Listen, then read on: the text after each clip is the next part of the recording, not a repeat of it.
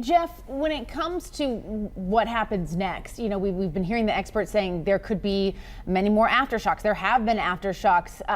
Does that make you anxious at all? Is there kind of this underlying anxiety of, oh gosh, is this going to happen again? Do you think about that? Absolutely. After the 7-1 hit, monitoring Facebook, and next thing you know, you start seeing rumors about something that might hit that's even bigger. And the first thing I did was pack 2 go bags, one for me and one for my pets. And they're in the car right now. The truck, my vehicle rather, is in the driveway, ready to go. So all I got to do is leash up my pets, put them in the truck, and get out of here. I'm ready to leave. How long have you lived in Southern California, Jeff? I moved here from northern New Jersey 23 and a half years ago. So 23 and a half years ago, that means you were there after Northridge, right? So what we learned from the experts, and I guess the historical pattern, is that the 7.1, even the 6.4, they really aren't anomalous. It's the absence of one for so long that really is unusual.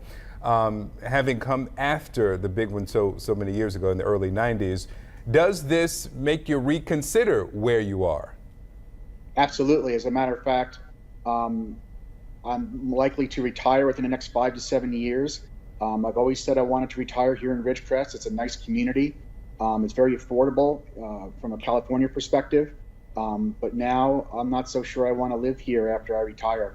Newly leaked cables from the UK ambassador to the U.S. are raising questions about the two countries' relationship. They were first published by the Daily Mail and span the period between 2017 and today, and they cover everything from the president's foreign policy to his re-election plans. Now, in the memos, the British ambassador describes President Trump as inept, insecure, and incompetent. Those are quotes. CNN White House correspondent Boris Sanchez joins us now. Boris, we have heard now from, I know, the British government, but have we heard anything from the White House in response?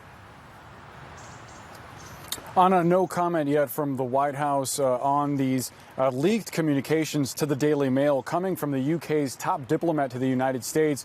Really an eye-opening perspective on the way that the ambassador views President Trump in this White House. In these communications, he calls the White House dysfunctional. He suggests that President Trump, as you said, is inept. He says that his presidency could potentially crash and burn. He also questions President Trump's perspective on a potential military conflict with Iran, his close relationships with Russians.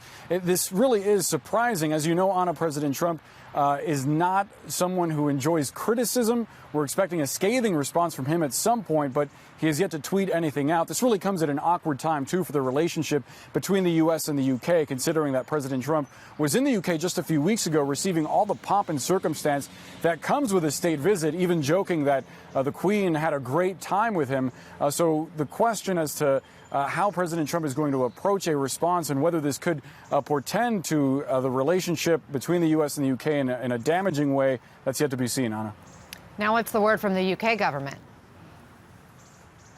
Right. Their Foreign and Commonwealth Office put out a statement a short while ago. They're essentially not rebuking what the Daily Mail says, but saying that the ambassador is doing his job. They write, quote, "The British public would expect our ambassadors to provide ministers with an honest, unvarnished assessment of the politics in their country.